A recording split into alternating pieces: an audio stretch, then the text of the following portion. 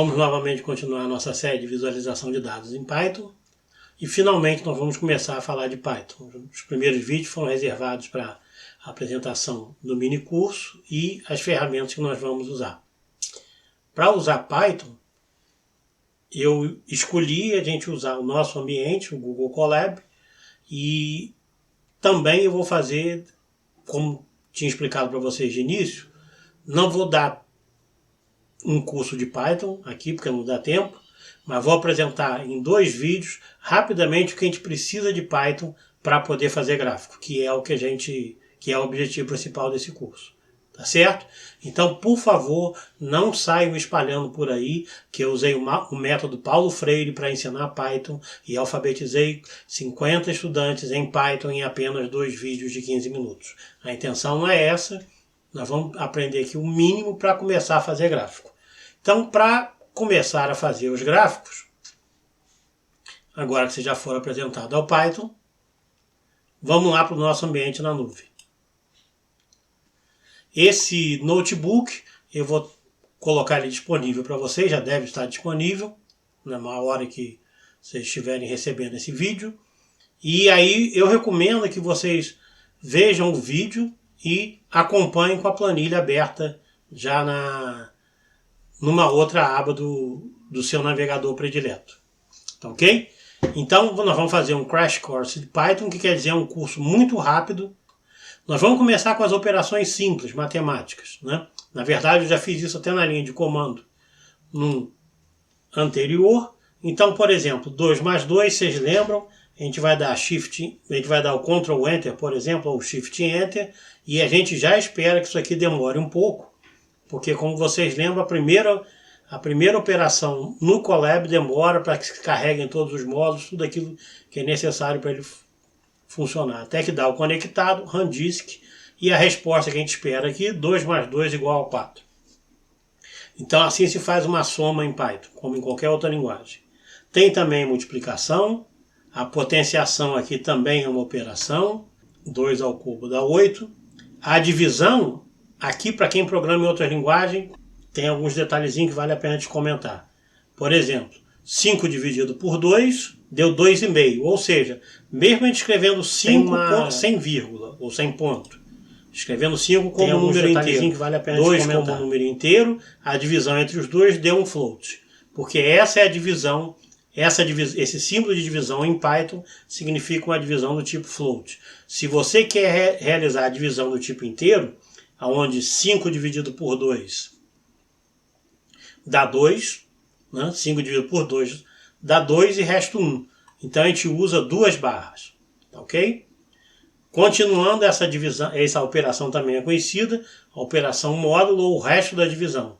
5 dividido por 2 dá 2, resta 1. Vamos ver? Como a gente esperava, 1. Esse aqui é mais legal, pode ser surpresa para vocês, mas o Python já tem embutido lidar com números complexos. A sintaxe para lidar com números complexos, ao invés de i, a gente usa a notação mais que os engenheiros usam. Porque engenheiros civis são formados e são melhores que vocês. Então, a gente usa aqui o número colado no j, tá? Ao invés de i, a gente usa j, tá? E aqui, então, eu estou fazendo a multiplicação do número complexo 2 mais 3j vezes 1 menos ij. Você deve sempre colocar um númerozinho aqui perto do j. Vamos ver quanto que isso aí dá? Pronto, deu 5 mais 3j. A parte inteira é 2, de 2 vezes 1, e 3j vezes menos 1j. Isso dá menos 3j ao quadrado, que dá mais 3, então dá 5 certinho. Então a gente já sabe fazer operações com números complexos em Python, diretamente.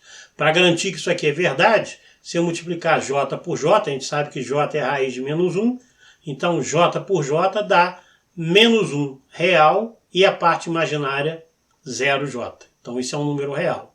Depois eu mostro como a gente tira a parte real e imaginária do número complexo. Ou se preferir a potenciação, menos 1 ao quadrado, ou menos j ao quadrado dá menos 1 0j. Beleza? Então a gente já aprendeu a fazer operações com números inteiros, com números reais, os números floats, como a gente chama, né? Vamos partir para o outro tipo de objeto que existe em Python. Quando eu falo objeto, eu estou dizendo o seguinte, em Python é fácil entender o que é objeto, é tudo. Tudo é objeto em Python. Então, vamos escrever aqui uma string, né? Essa é a string teste, né? Então, deixa eu... Tá lá, teste. Você nota que eu escrevi com aspas duplas, né? E a saída aqui foi com uma só. É indiferente no Python se você usa um ou outro, tá? Pode trocar, você tem apenas que ser consistente. Por exemplo, se você quiser colocar essa aspa simples no meio da sua string, então você começa e termina com dupla. Da mesma maneira, se você quer escrever algo entre aspas, o ideal é você começar com esse pliquezinho com coma simples, pliquezinho simples e o pliquezinho simples no início e no fim, tá ok? Strings, como em Python tudo é objeto, o que quer dizer isso? Por exemplo, você tem soma de strings. Você pode somar teste com strings. E o que dá isso aí? Você nota que a operação soma, que é muito bem conhecida para inteiros ou floats, ou para números, para strings aqui significa a operação de concatenação. Então eu somando teste mais strings, eu encontro aqui a strings, teste de strings, né? Inclusive, o que acontece se eu misturar aqui? Ó? Teste, aqui eu fiz isso de propósito. O ideal é você ser consistente com a notação que você usa do início ao fim.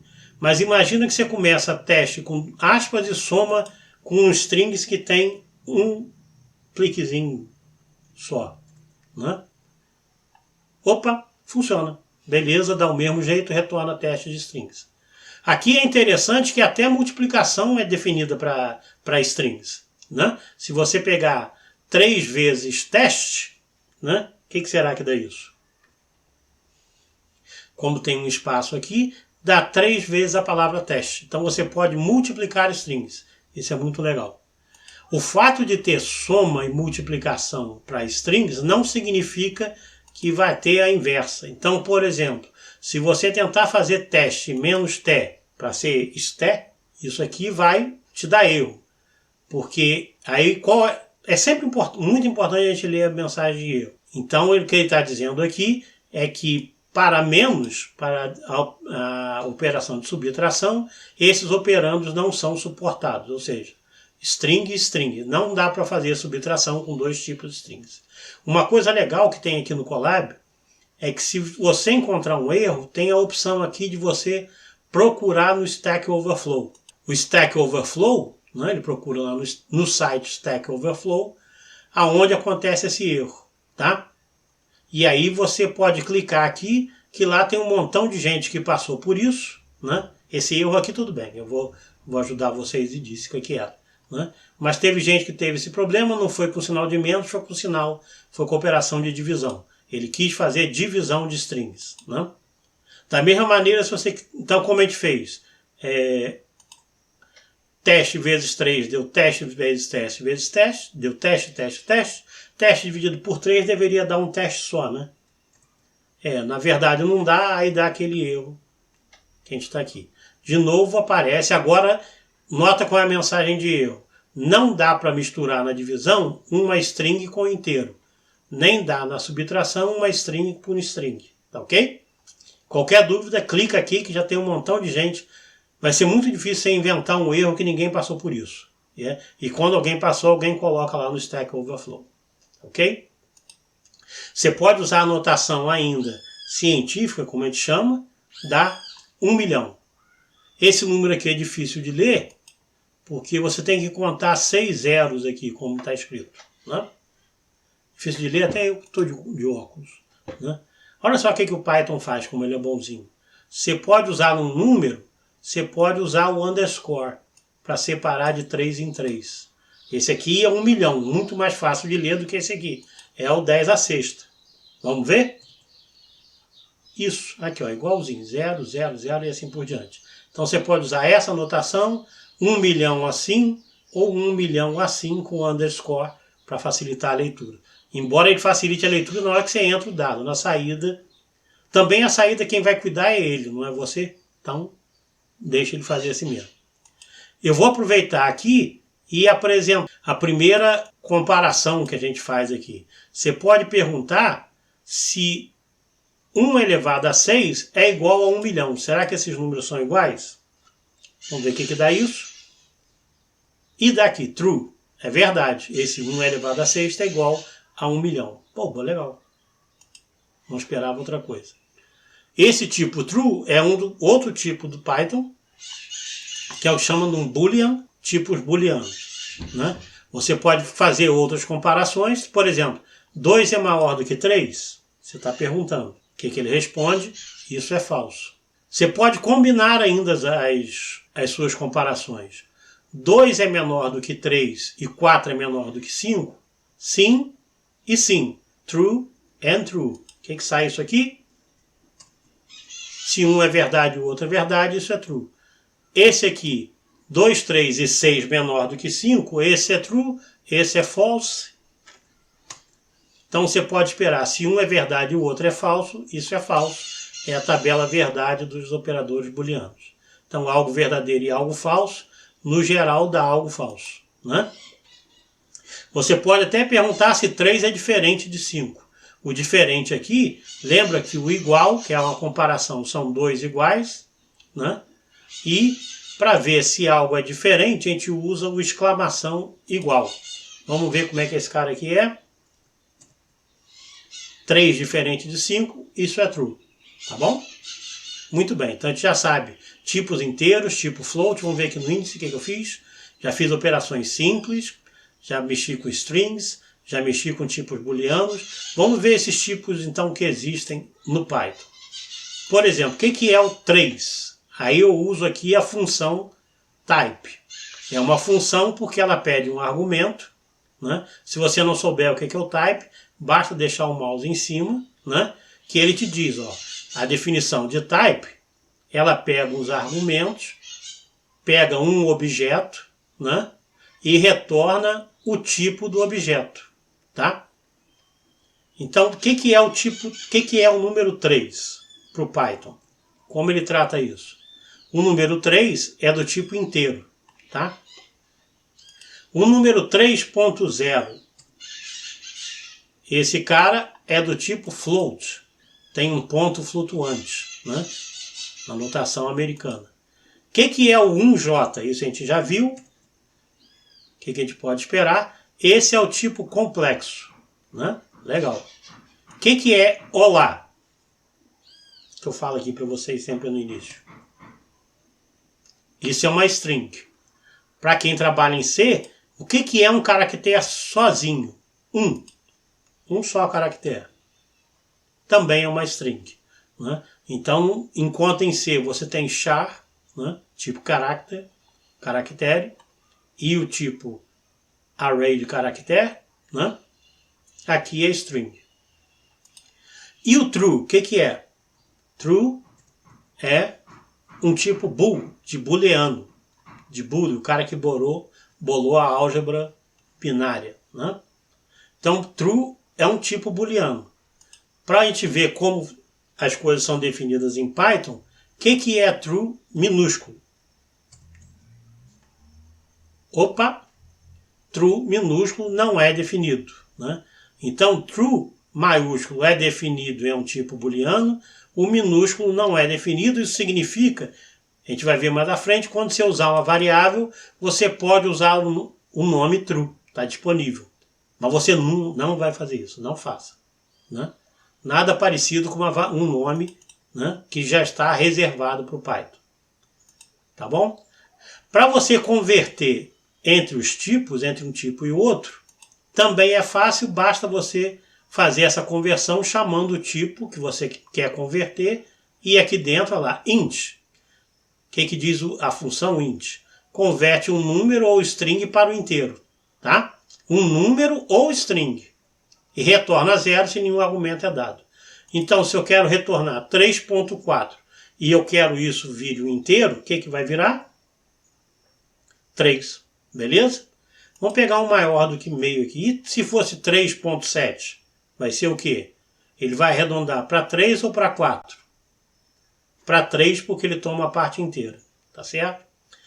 Lembra que ele falou que pode converter também uma string. Vamos ver se isso funciona. Se eu botar agora o 3.7 entre entre aspas, deu erro, né? Porque esse cara aqui não é um literal para inteiro, tá?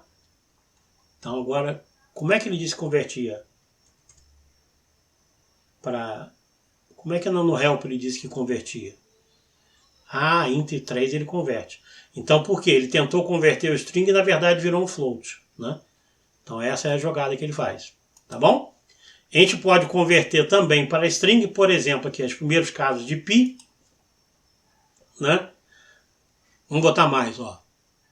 Quantas letras da frase? Nós e todo o mundo guardamos pi usando letra por número. Vamos converter isso aqui para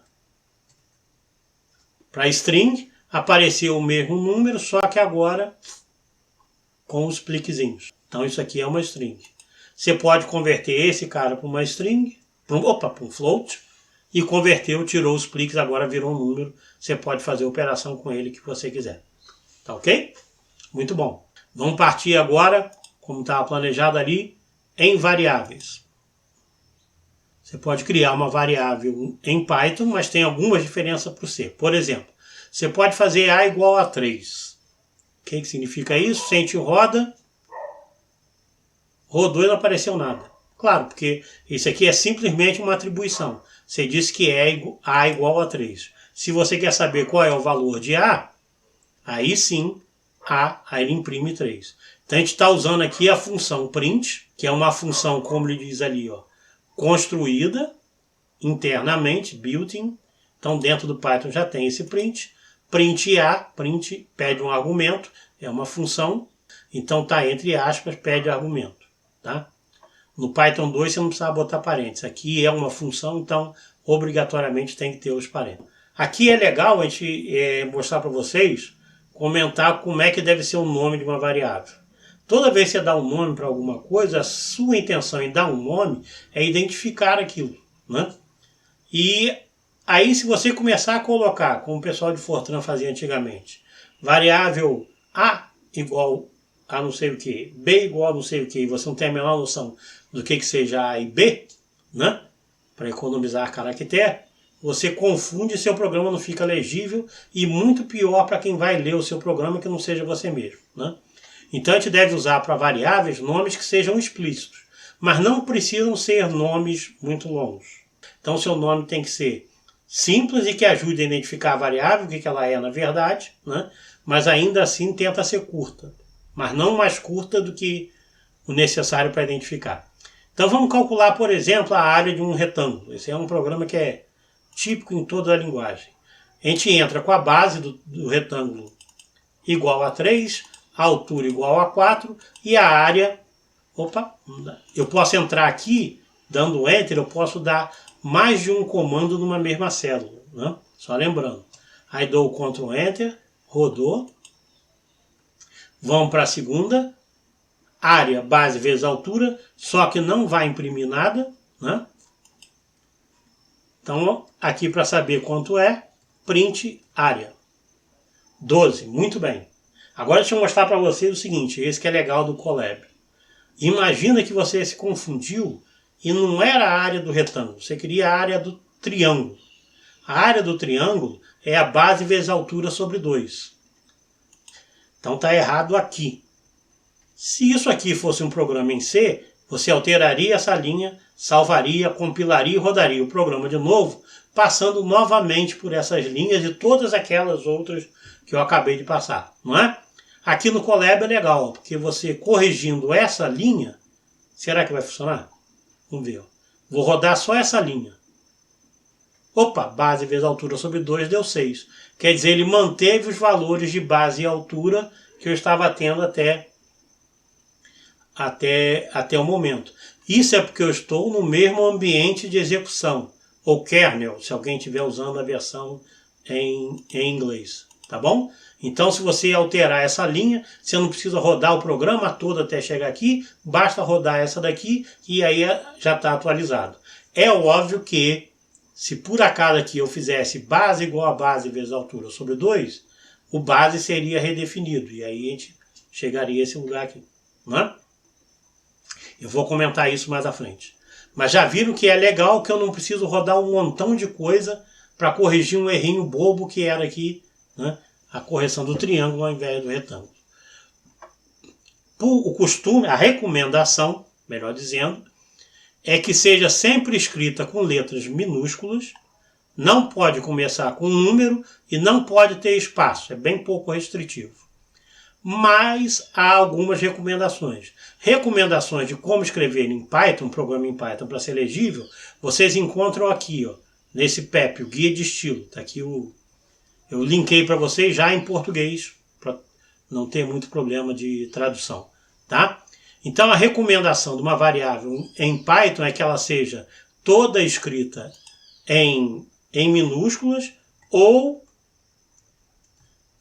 e separe por underscore. Por exemplo, se você quer identificar que você queria a área do triângulo e não a do retângulo, você define como área triângulo ou com ou sem o underscore aqui para identificar. Essa é uma recomendação, ninguém é obrigado a seguir, mas o cara do Python é meio nervosinho quando ele faz uma recomendação e o pessoal não segue, ele bota como obrigatório, tá? Vou mostrar um exemplo, mas a gente vai ver um exemplo disso no próximo vídeo. Por outro lado, se você usa constantes, né? Aqui são variáveis, né? Aqui são constantes, valores que você vai usar e não vai mudar durante o programa. Para constantes é recomendável que você use letras maiúsculas, tá? Aqui no caso, eu usei C como letra maiúscula para representar a velocidade da luz em metros por segundo, tá? Seria mais recomendável, se nem todo mundo é físico, que eu chamasse C, por exemplo, de velocidade da luz, todos com todos os caracteres em letra maiúscula, tá legal? Mas então, quando for definir uma constante, isso aí a gente pode começar com letra maiúscula. Essa maneira de escrever variáveis, que é tudo em minúscula com um underscore, eu já vi gente chamando de underline, mas aqui é um underscore, é a mesma coisa. Essa escrita aqui é o que a gente chama de snake case, né? É um caso tipo cobra. Na verdade, isso veio antes do Python, apesar de que também é uma cobra. Você tem em outras linguagens, por exemplo, em Java, deixa eu botar aqui, você tem o camel case, onde você bota em maiúsculo o início das palavras, tá? A gente não usa camel case aqui, a gente usa o snake case, só lembrar que é Python, né? E as letras maiúsculas ficam reservadas para classes, que classes são algo como os tipos. Por exemplo, você diz que esse cara aqui é do tipo inteiro ou da classe inteiro, tá? A gente vai entrar em detalhes também no próximo vídeo. Beleza, agora tem algo que é fantástico em Python. É maravilhoso. Que é você ter mais de uma maneira de resolver a mesma coisa. Isso é muito bom para te causar infelicidade, porque você nunca sabe se você fez a coisa da maneira correta, né? Eu lamento muito que o Python seja assim, mas não fui eu que fiz. Então vamos lá. Para imprimir a base, a gente escreve, como eu mostrei antes, print base. Print base igual a 3, foi o que eu defini aqui. Beleza. Agora você pode querer fazer algo com uma saída formatada, que é legal. A saída formatada, então você pode escrever print, né? A área de um triângulo de base, valor da base, e altura, altura. Então aqui, ó, escreve a string, escreve o valor da base, e altura, altura, é. E aqui seria a área. Eu troquei aqui só para mostrar para vocês como tem muito mais de uma maneira para escrever a mesma coisa. Ou você separa com vírgulas, ou lembrando que para strings existe a operação de soma, você pode converter a área, né, que seria um inteiro ou um float, né, aqui o cara já me avisou, está valendo 6, converte para um string e soma com a outra string que vem acompanhada aqui. O print serve para isso, o print pega essa string, quando vê uma variável, ele converte essa variável para string, soma com essa, converte essa, soma com essa e soma com essa aqui. Eu poupei o trabalho dele, já converti e somei, tá? Só para você ver que tem mais de uma maneira diferente e para você ficar frustrado que você vai achar que nunca a que você escolheu é melhor. Vamos ver se isso funciona. A área de um triângulo de base 3 e altura 4 é 6. Beleza. Outra maneira que você tem para escrever é algo mais parecido com o C. Você escreve a string, formata usando igual o C, por exemplo, %F, %D para inteiro, né? Você usa %float e a altura float é float. E aqui, com o operador módulo, né, você coloca as variáveis que você quer que sejam substituídas por aqueles comandinhos. No caso, base, altura e área. Vamos ver? A área de um triângulo de base 3, agora apareceu um monte de zero, porque eu fiz a conversão para float, né? E altura float é área 6. 3 e altura 4 é 6, tá? Então essa é uma outra maneira de você escrever, né? Em que você escreve primeiro a string, coloca os lugares aqui, né? É muito parecido com C, em C aqui seria a vírgula e a lista de variáveis que você quer imprimir, né? Você pode fazer também de uma maneira mais Python, né? É pegar uma string completa como aquela ali, né? Ponto format, isso aqui é um método, eu vou explicar mais à frente, mas existe uma função, essa função format, né? Se aplica a uma string, né? Passando 3 argumentos, altura, o primeiro, área, o segundo e base, o terceiro. Eu troquei de propósito, altura, área e base, botei em ordem alfabética. Aí você quer o seguinte, a área de um triângulo de base 2, porque base é o argumento 2. Esse é o argumento 0, altura, área é o argumento 1 e esse é o argumento 2. Tudo em Python começa contando de 0.